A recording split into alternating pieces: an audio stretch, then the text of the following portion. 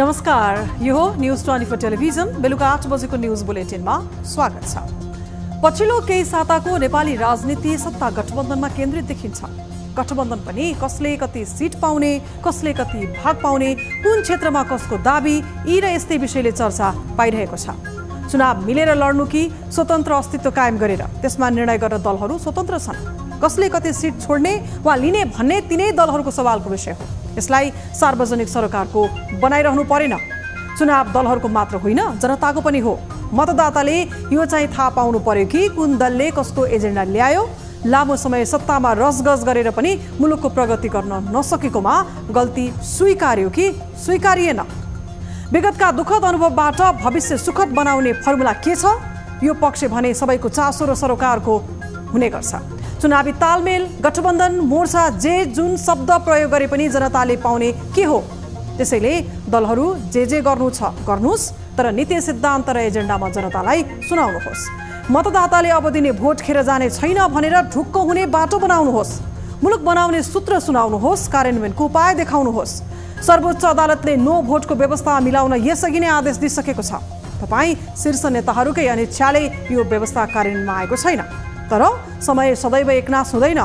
भोलि त्यो व्यवस्था पनि कार्यान्वयनमा आयो भने तपाईलाई पत्याउने भन्दा नपत्याउने जनता धेरै हुनेछन्। हामीले त सजग गराउने मात्र हो। आफूले आफैलाई सुधार्नुहोस्। नेपाली जनताले समृद्धिका लागि धेरै प्रतीक्षा गरे। जनताले धेरै धैर्य पनि गरे। हेक्का राख्नुहोस्। जनताको धैर्यताको बाँध फुटेमा पहिले बगाउने तपाईलाई नै हो। यो अनिष्ट ननिम्त्याउनुहोस्। अब न्यूज बुलेटिनका हेडलाइन्स। यसअघि चुनाव हारेकालाई टिकट नदिने एमाले केन्द्रीय समितिको निर्णय। भावी प्रधानमन्त्रीका रूपमा ओलीलाई एकल रूपमा अघि सार्ने। प्रदेशसभाको निर्वाचनका लागि उम्मेदवारहरूको सिफारिस प्रक्रिया र उम्मेदवार छनौट मापदण्ड त्यही बमोजिम हुनेछ। मुलुकको दिगो र द्रुत विकासका लागि व्यवस्थित सहरीकरणको आवश्यकता रहेको प्रधानमन्त्रीको भनाई। बुटवलमा निर्माण भएको अन्तर्राष्ट्रिय सम्मेलन केन्द्रको मोडालिटी तयार गर्न गृहमन्त्रीको सुझाव।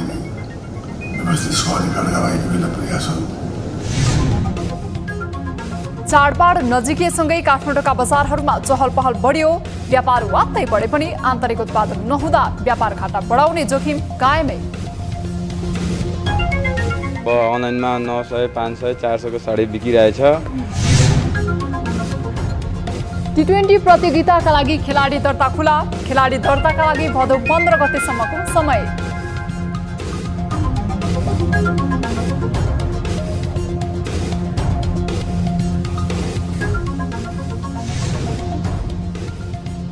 र पाकिस्तानमा मनसुनी वर्षाका कारण करिब 1000 को मृत्यु। 3 करोड भन्दा बढी आश्रयविहीन। राष्ट्रिय सङ्कटको घोषणा। अन्तर्राष्ट्रिय समुदायसँग सहयोगको याचना।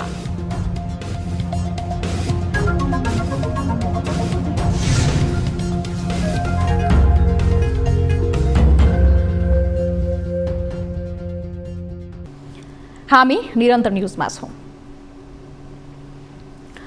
एकपटक समानुपातिकमा अवसर पाएकालाई एमालेले सकेसम्म फेरि उम्मेदवार नबनाउने निर्णय गरेको छ।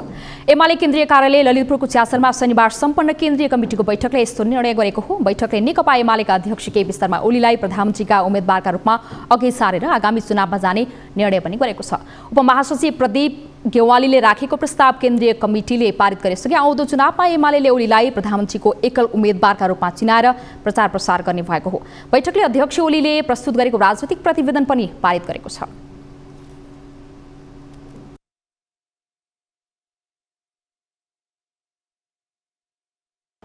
अध्यक्ष कमरेड केपी शर्मा ओलीद्वारा प्रस्तुत राजनीतिक प्रतिवेदन पास गरेर एकताको सन्देश प्रवाह गरेको छ। सिङ्गो नेपाली जनता, नेपाल राष्ट्र, अन्तर्राष्ट्रिय समुदाय र आफ्नो पार्टी पङ्क्तिलाई एउटा सकारात्मक सन्देश प्रवाहित गर्दै नेकपा एमाले आफ्नो यो चुनावको मुखैको सम्मुखको यो चाहिँ केन्द्रीय कमिटिको बैठकको निर्णयहरू चाहिँ सार्वजनिक गरेको छ।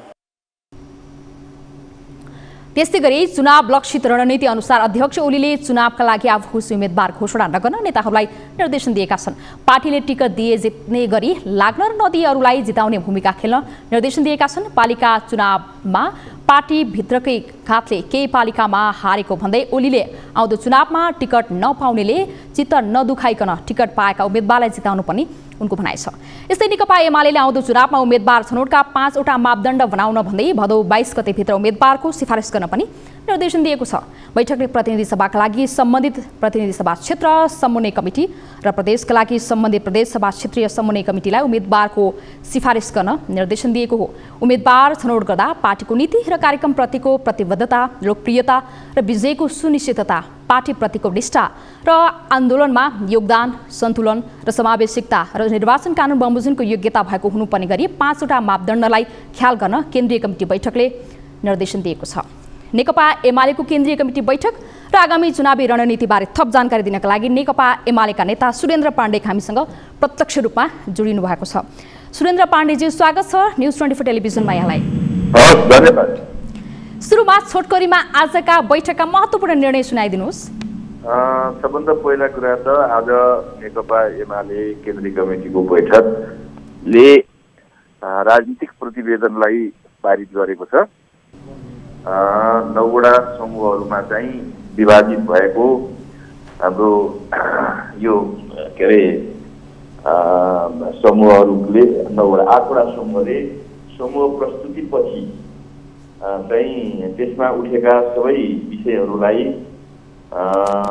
अध्यक्ष कमिटीले स्पष्टीकरण, कतिलाई प्रश्न पार्ने, थप व्याख्या गर्ने कुराहरू सहित त्यसलाई सर्वसम्मतिले पारित भएको छ। र यो बैठकले अघि यहाँले चर्चा गरे जस्तै निर्वाचनका सन्दर्भमा उम्मेदवारहरू सिफारिसको मापदण्डलाई पारित गरेको छ र निर्वाचन तयारीको कामलाई अगाडि बढाउने र चुनाव घोषणापत्र निर्माणको काम पनि भइरहेको छ। त्यो चुनाव के अरे निर्वाचन घोषणापत्रको तयारीको अवस्थाको बारेमा पनि त्यहाँ थोरै रिपोर्टिङ भएको छ र त्यसको तयारीको प्रक्रिया पनि चलिरहेको छ। र समानुपातिक तर्फको दल दर्ताको लागि निर्वाचन आयोगले मागेको निर्णय अथवा माग गरेका डकुमेन्टहरूलाई केन्द्रीय कमिटीले केही तर्फबाट पेश गर्नुपर्ने भएकोले त्यो कुरा पनि आजको बैठकले पारित गरेको छ। यसरी नेकपा एमाले अब चुनावको तयारीको लागि चाहिँ अगाडि बढेको छ र सम्भवतः अरू पार्टीहरूको तुलनामा नेकपा एमाले नै निर्वाचन तयारीको निम्ति सबैभन्दा अगाडि तयारी कार्यलाई अगाडि बढाउनेको रूपमा चाहिँ हाम्रो पार्टीले निर्णय गरेको छ। स्थानीय तहको निर्वाचनमा गठबन्धन दलहरूसँगै मिले निर्वाचन पनि लडे, उनीहरू अनुकूलको निर्वाचन परिणाम पनि आयो। नेकपा एमाले भने अनुसारको निर्वाचन परिणाम आएन।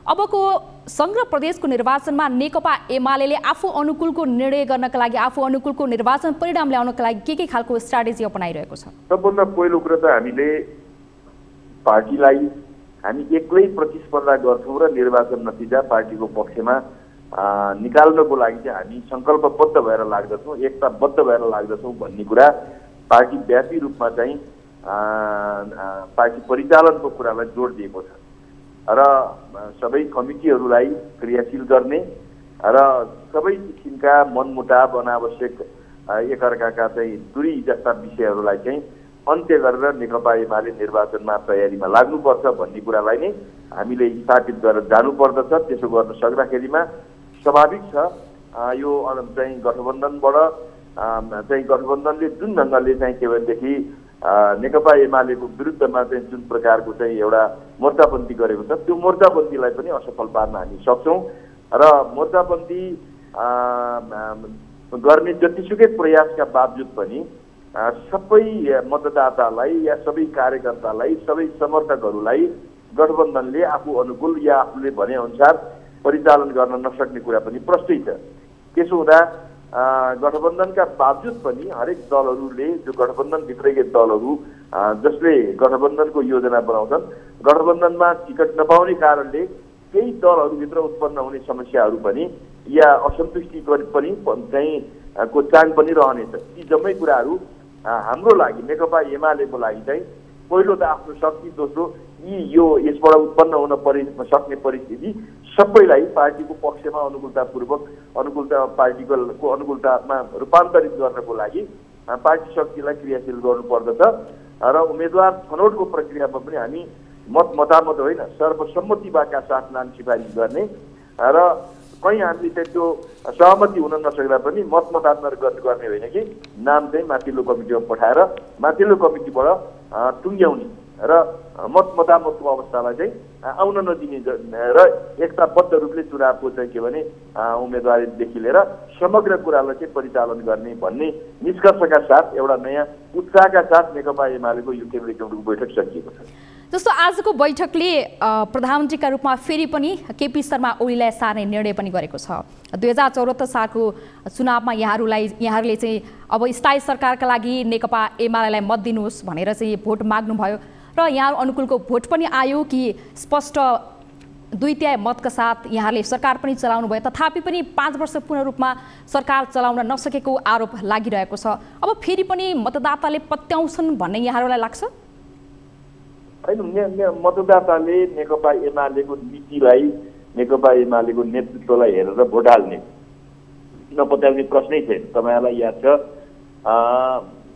यस्ता कुराहरू कहिलेकाहीँ प्रश्नहरू उठाउने गरिएको छ, तर विगतमा फर्केर हेर्नुहुन्छ भने पार्टीका नेताहरू तिनै नेताहरू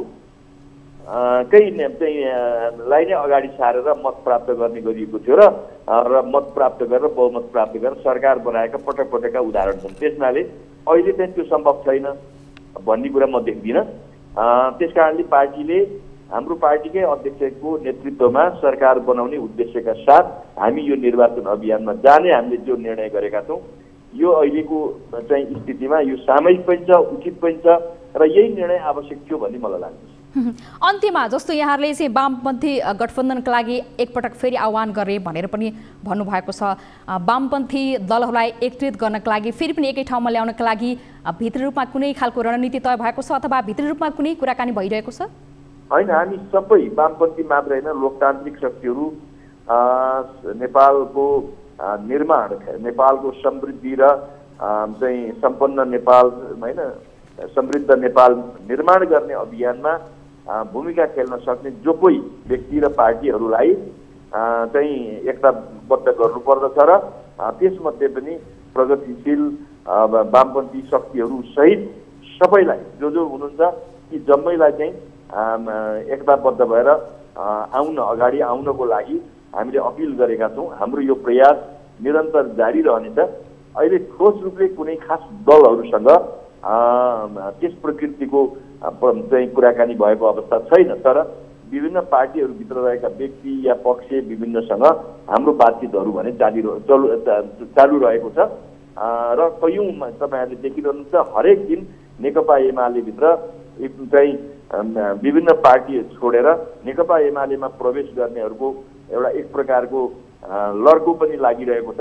हस्, यहाँको महत्त्वपूर्ण समय र यो कुराकानीका लागि धेरै धेरै धन्यवाद। सबै खालका पार्टी, काङ्ग्रेसदेखि लिएर तराईका पार्टीदेखि लिएर चाहिँ हिजो नेकपा एमालेबाट अलग भएर गएका या माओवादीमा रहेका सबै व्यक्तिहरू या कतिपय कमिटीहरू महत्त्वपूर्ण मान्छेहरू दिनहुँ चाहिँ पार्टी प्रवेश भइरहेको छ। त्यसबाट एउटा चाहिँ हामीलाई एउटा आत्मविश्वास र एउटा चाहिँ के भने एउटा आत्मविश्वास प्राप्त भएको छ कि हामी नेकपा एमाले प्रतिको आकर्षण अहिले पनि मुलुकमा विद्यमान छ र नेकपा एमालेतर्फ मानिसहरू आकर्षित छन् भन्ने कुरा यसले देखाइरहेको छ। त्यसनाले यी सबै कुरालाई चाहिँ हामीले ठिक ढङ्गले सम्पादन गरेर हामी अगाडि बढ्छौँ। हस्, यहाँको महत्त्वपूर्ण समयको लागि धेरै धेरै धन्यवाद। हस्, धन्यवाद। उहाँ हुनुहुन्थ्यो नेकपा एमालेका नेता सुरेन्द्र पाण्डे। नेकपा एमालेको निर्णय र आगामी संघ र प्रदेशको चुनावमा नेकपा एमाले कसरी प्रस्तुत हुन्छ, एमालेको रणनीति के छ, यो विषयमा जानकारी गराउनु हुँदै अब बाँकी समाचार। प्रधानमन्त्री शेरबहादुर देउवाले मुलुकको दिगो र द्रुत विकासका लागि व्यवस्थित सहरीकरणको आवश्यकता रहेको बताएका छन्। शनिबार बुटवल अन्तर्राष्ट्रिय सम्मेलन केन्द्रको उद्घाटन गर्दै प्रधानमन्त्री देउवाले यस्तो बताएका हुन्। उनले सहरी क्षेत्रमा मानिसहरू धेरै बसोबास गर्न थालेको भन्दै सहरलाई अब व्यवस्थित गर्नुको अर्को विकल्प नरहेको बताए। नेपालले पञ्चवर्षीय योजना ल्याउँदा व्यवस्थित सहरको विभिन्न प्रयासहरू गर्दै आए पनि अझै पनि अधिकांश सहरहरू योजनाबद्ध तरिकाले बन्न नसकेको र अब यसलाई व्यवहारमा ल्याउन सरकारले प्रयास गर्ने उनको प्रतिबद्धता छ। सहरहरूको योजनाबद्ध तरिकाले व्यवस्थित गर्नका लागि योजना तर्जुमा गर्नुका साथै आधुनिक तरिकाको पूर्वाधार विकासमा लाग्ने उनको भनाइ छ।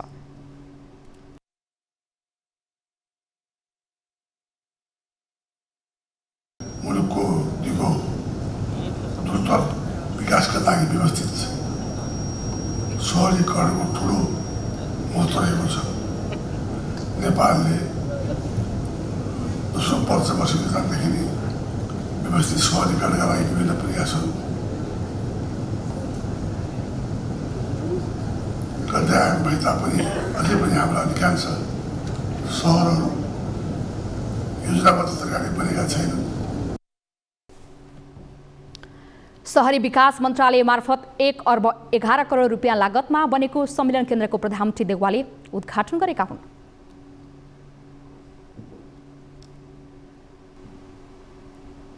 हामी निरन्तर न्युजमा छौं।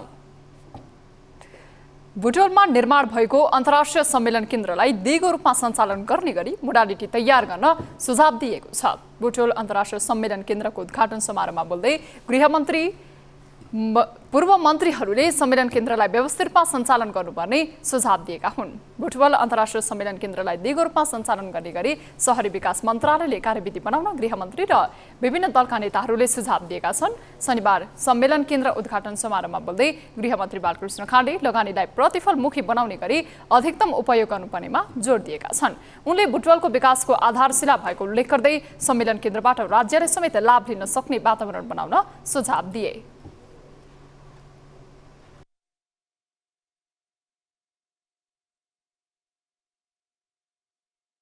र यत्रो लगानी राज्यले गरिसकेपछि त्यो लगानीको प्रतिफलका कारणले अन्य क्षेत्रमा लगानी गर्न सकियोस्, त्यो खालको एउटा विश्वास, भरोसा र परिस्थितिको हामीले कसरी निर्माण गर्ने।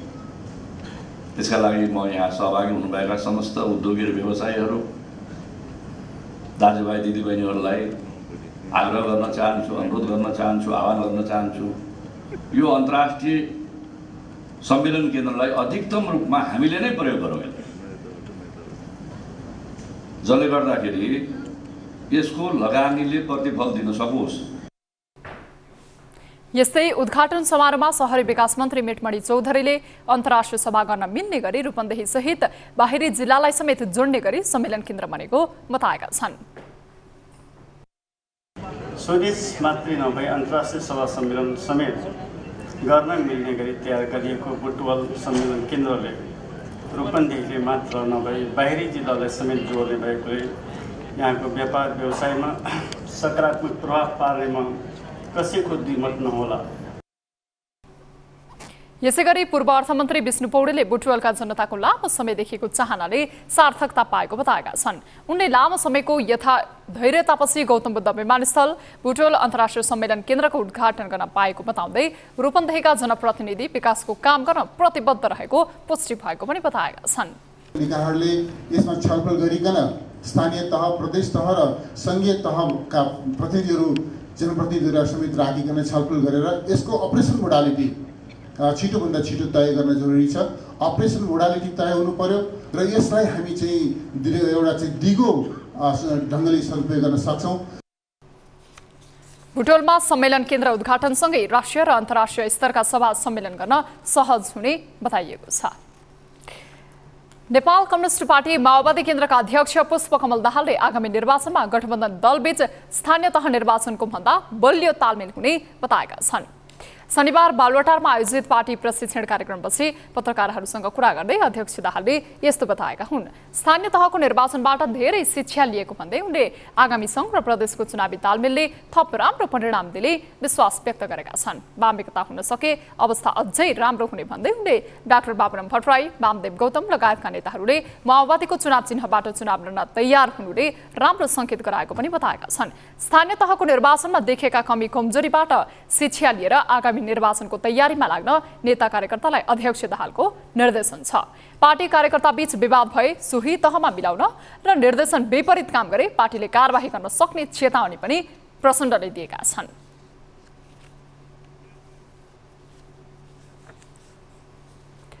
संघीय संसद अन्तर्गतको राष्ट्रिय सभाको बैठक आइतबार बस्दैछ।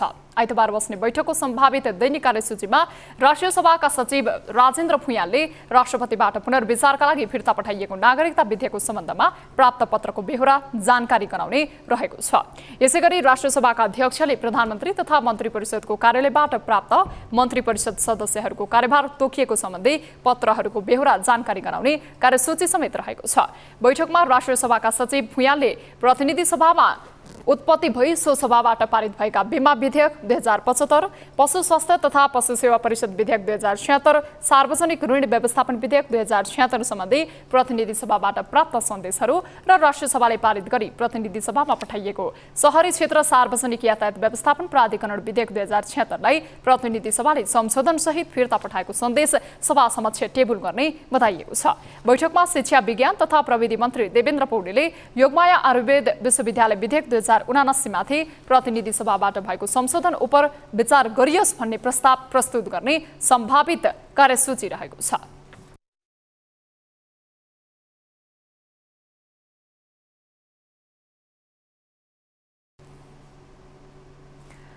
पितालाई सम्मान भक्ति प्रकट गर्दै आज कुशे औँसीलाई बुबाको मुख हेर्ने दिनका रूपमा मनाइएको छ। प्रत्येक वर्ष भाद्र कृष्ण कुशे औँसीमा बाबुको मुख हेर्ने दिनको रूपमा यो पर्व मनाइने गरिएको छ। अन्धकार रूपी संसारमा ज्ञान एवं कर्मको दिव्य ज्योति प्रदान गरेर अघि बढ्न सिकाउने गुरुका रूपमा रहेका पितालाई मनपर्ने विभिन्न खानेकुरा लत्ता कपडा लगायत दिँदै यस श्रद्धा भक्तिपूर्वक सम्मान गर्ने गरिन्छ। वैदिक सत्य सनातन धर्मावलम्बीहरूले वर्षभरि देवकार्य र पितृकार्यका लागि प्रयोग गर्ने पवित्र कुश घर घरमा भित्र्याएर मनाइने कुशे औँसीमा काठमाडौँको गोकर्णेश्वरमा दिनभरि नै भिड लागेको थियो। पिता नहुनेहरूले पिताको स्मरणमा पवित्र धाम गोकर्णेश्वरमा गएर श्राद्ध तर्पण एवं पिण्डदान दिएका छन्। उत्तर गयाका रूपमा परिचित गोकर्णेश्वरमा पिण्डदान गर्दा पितृदोषबाट मुक्त भइने धार्मिक विश्वास रहिआएको छ। नेपालको तनहुँ स्थित देवघाट धाम, म्याग्दीको जलेश्वर लगायतका पवित्र धाममा आज पितृहरूको स्मरणार्थ पिण्डदान एवं तर्पण गर्नेको भिड लागेको छ। न्युजहरू अझै बाँकी नै छन्, अब पालो ब्रेकको।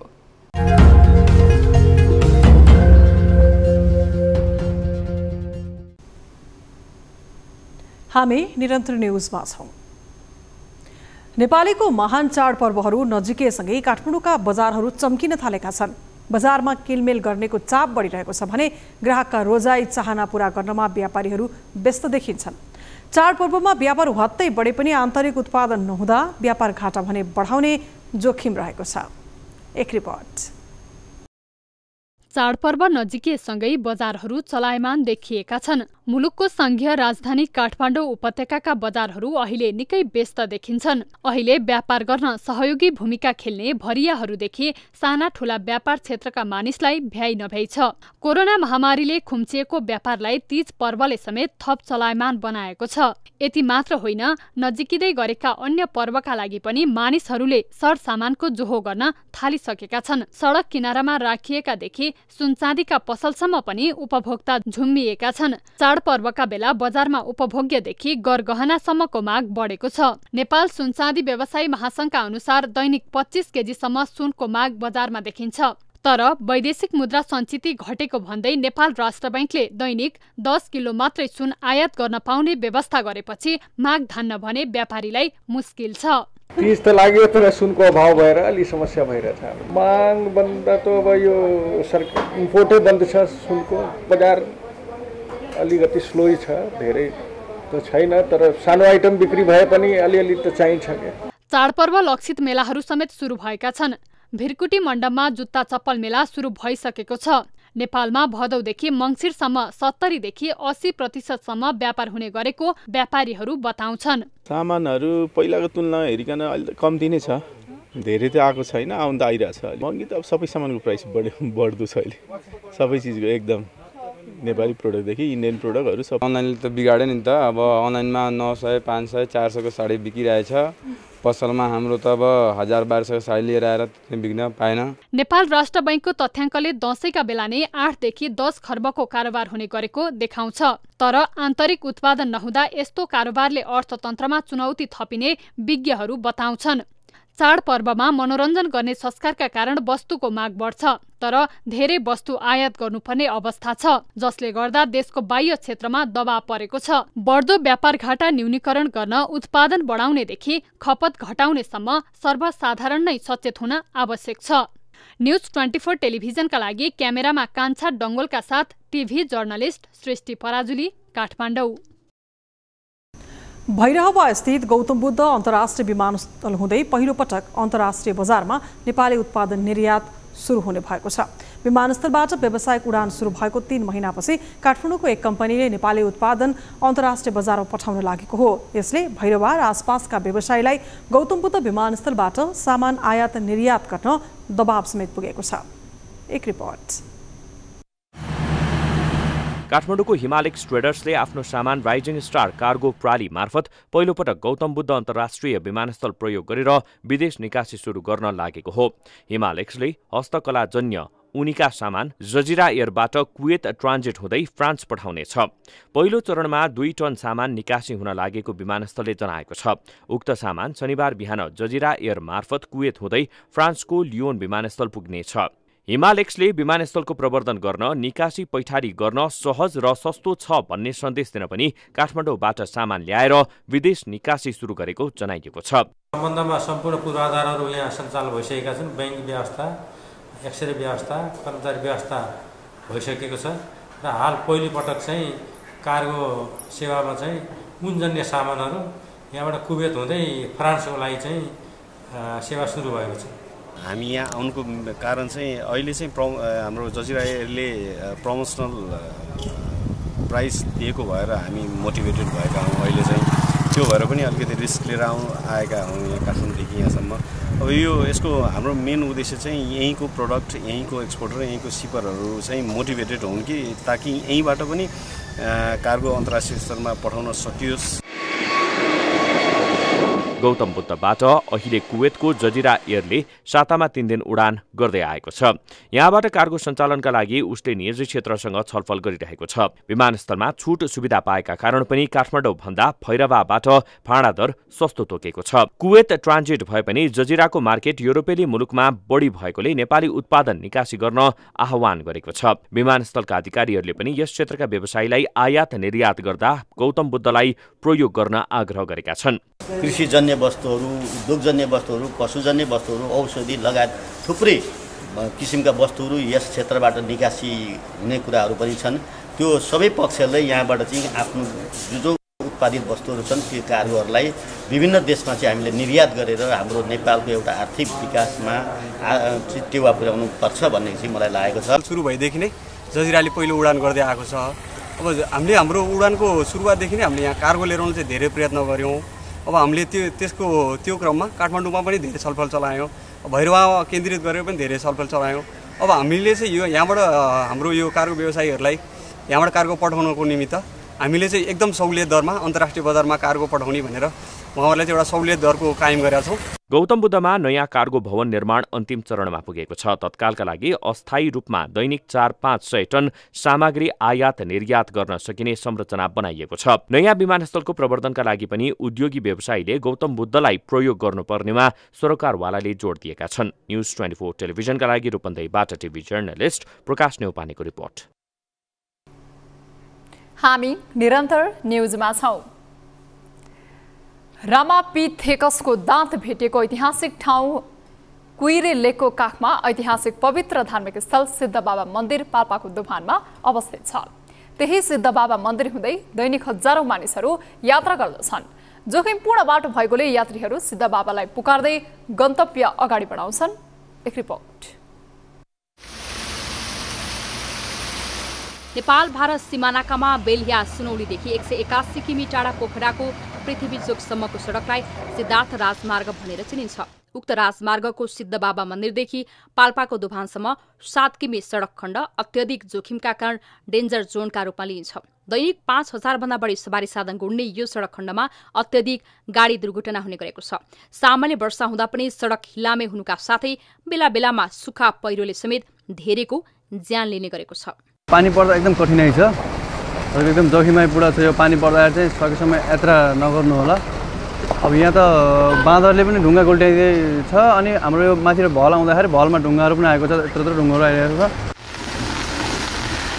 शुक्रबार राति आएको वर्षापछि ठाउँ ठाउँमा ढुङ्गा खसेर शनिबार मन्दिर आउने यात्रुले शास्ति बेहोर्नु पर्यो। शनिबार कुशे औँसीको दिन बुवाको मुख हेर्न टाढा टाढाबाट आएका यात्रुहरूले कष्ट भोग्नु पर्यो। सबभन्दा खत्तम बाटो आउने क्रममा कति गयो कति ढुङ्गा खसे गर्छ, कतिखेर ज्यान जाने हो थाहै छैन। खत्तम छ पाल्पा सिद्धबाबा सडक खण्ड त खत्तमै भयो।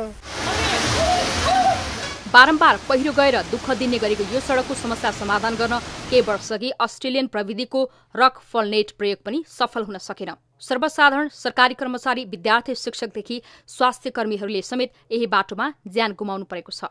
विगत 4 वर्ष अगाडि मेडिकल कलेजका प्रोफेसरहरू दुवै कोचर एकजना प्रसुति रोग विशेषज्ञ हुनुहुन्थ्यो भने एउटा नेत्र रोग विशेषज्ञ हुनुहुन्थ्यो। उहाँहरूलाई प्रत्यक्ष रूपमा मैले आफ्नै आँखाले देखेको अनुभव बताउन चाहन्छु। उहाँहरूलाई ढुङ्गाले थिचेर अन द स्पोट चाहिँ डेथ भएको कुरा थियो। त्यो देख्दा कहिलेकाहीँ यो बाटोमा नहिँडौँ जस्तो त लाग्छ, तर बाध्यता छ। सवारी चालक भएको कारणले यो बाटोमा हिँड्नु हाम्रो बाध्यता हो। यो सडकको दीर्घकालीन समाधानका लागि वैकल्पिक मार्गको आवश्यकताबारे बहसहरू हुने गरेका छन्, तर अहिलेसम्मको बहस र छलफलले सार्थकता पाउन सकेको छैन। न्युज 24 टेलिभिजनका लागि पाल्पाबाट टिभी जर्नलिस्ट प्रकाश ढकालको रिपोर्ट। अब बिजनेस न्युज।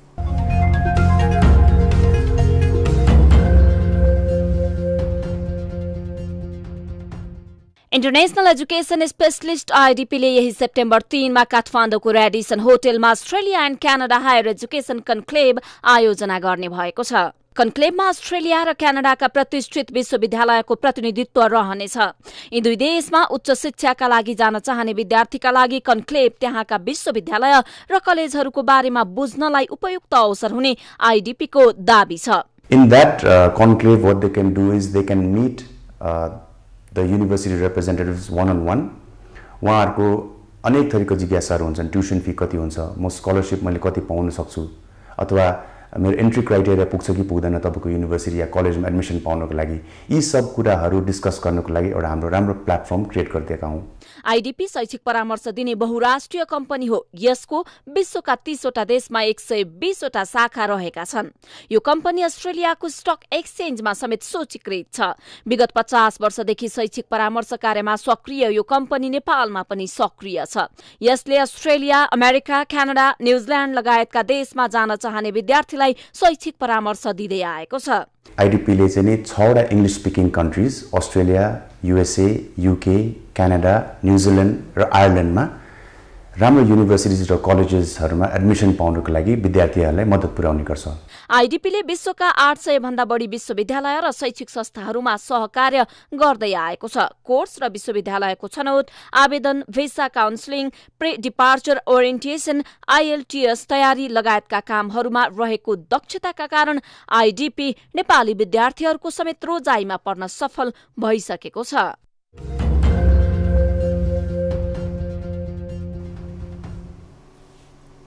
न्युजहरू अझै बाँकी नै छन्। अब पालो ब्रेकको।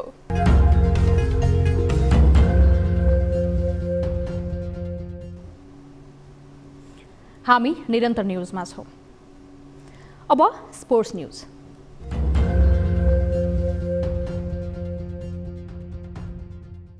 नेपाल क्रिकेट संघ क्यानले नेपाल टी20 क्रिकेट प्रतियोगिताका लागि खेलाडी दर्ता खुला गरेको छ। क्यानले शनिबार सामाजिक सञ्जाल मार्फत खेलाडी दर्ता खुला भएको जानकारी दिएको हो। खेलाडी दर्ताका लागि क्यानले विभिन्न मापदण्ड तय गरेको छ। दर्ताका लागि राष्ट्रिय खेलकुद गेम, प्रधानमन्त्री कप, मेयर कपमा सहभागी भएको हुनुपर्ने उल्लेख छ। साथै सन् 2018 देखि औसतभन्दा माथिको प्रदर्शन गरेको हुनुपर्ने मापदण्ड तोकिएको छ। नेपाली अन्डर 19 राष्ट्रिय टिमबाट अन्तर्राष्ट्रिय प्रतियोगिता र श्रृङ्खलामा प्रतिनिधित्व गरेको हुनुपर्ने, सन् 2018 देखि सिनियर टिममा अन्तर्राष्ट्रिय प्रतियोगितामा सहभागी खेलाडीहरूलाई प्राथमिकतामा राखिने र सन् 2018 का विभिन्न फ्रेन्चाइज प्रतियोगिताहरूमा सहभागी खेलाडीहरूलाई प्राथमिकतामा राखिने क्यानले उल्लेख गरेको छ। खेलाडी दर्ताका लागि अगस्त 31 सम्मको समय दिएको छ। असोज 8 गतेदेखि कार्तिक 5 गतेसम्म चल्ने नेपाल टी20 क्यानको आधिकारिक प्रतियोगिता हो। यसमा नेपालका विभिन्न 6 शहरमा फ्रेन्चाइज टिमले प्रतिस्पर्धा गर्नेछन्।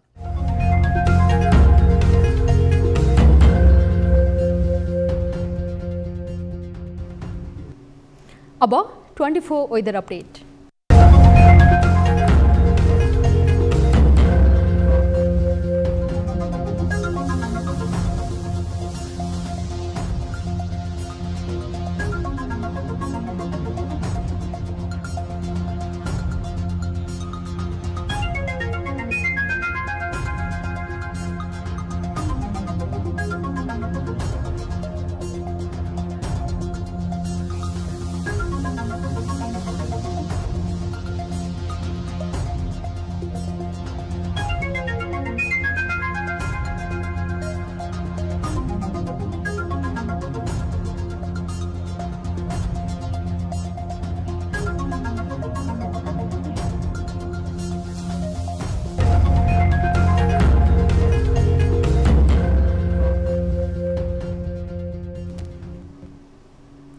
अब न्यूज बुलेटिनको अन्त्यमा पुनः हेडलाइन्स।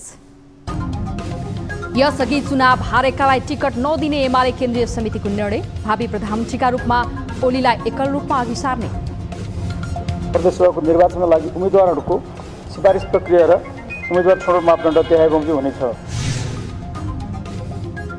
मुलुकको दिगो र द्रुत विकासका लागि व्यवस्थित शहरीकरणको आवश्यकता रहेको प्रधानमन्त्रीको भनाई।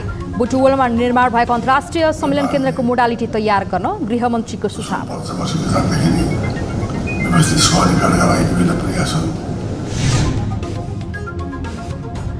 चाडबाड नजिकीसँगै काठमाडौँका बजारहरूमा चहल पहल बढ्यो। व्यापार मात्रै बढे पनि आन्तरिक उत्पादन नहुँदा व्यापार घाटा बढाउने जोखिम कायमै। अब अनलाइनमा 900, 500, 400 को साडी बिकिरहेछ। आगामी T20 क्रिकेट प्रतियोगिताका लागि खेलाडी दर्ता खुला। खेलाडी दर्ताका लागि भदौ 15 गतेसम्मको समय।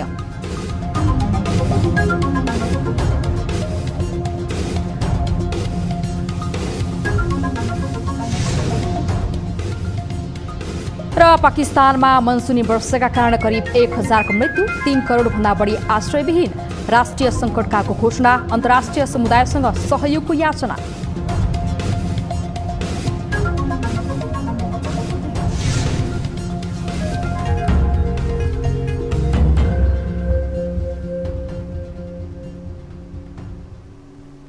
बेलुका 8 बजेको न्युज बुलेटिन अहिलेलाई यति नै। जाँदा जाँदै ताली र गालीका लागि हामीले सोधेको प्रश्न, सन् 1947 को त्रिपक्षीय सम्झौता एक पक्षीय रूपमा हेरफेर गर्दै भारतले अग्निपथ योजना अन्तर्गत 4 वर्षका लागि मात्रै नेपालीलाई भारतीय सेनामा लिने कार्यक्रम नेपाली युवाको हितमा छ भन्नेले तालीमा र छैन भन्नेले गालीमा भोट गर्नुहोला। थप न्युजका लागि हाम्रो वेबसाइट www.news24nepal.com हेर्नुहोला। साथै हामीलाई फेसबुक, ट्विटर र युट्युबमा पनि फलो गर्न सक्नुहुनेछ। यस्तै मोबाइल, भाइबर र इमेलबाट 24 हेल्प डेस्कमा कुनै समस्या या गुनासो छन् भने सम्पर्क गर्न सक्नुहुनेछ। अहिलेलाई बिदा दिनुहोस्। हामी निरन्तर न्युजमा छौं। नमस्ते।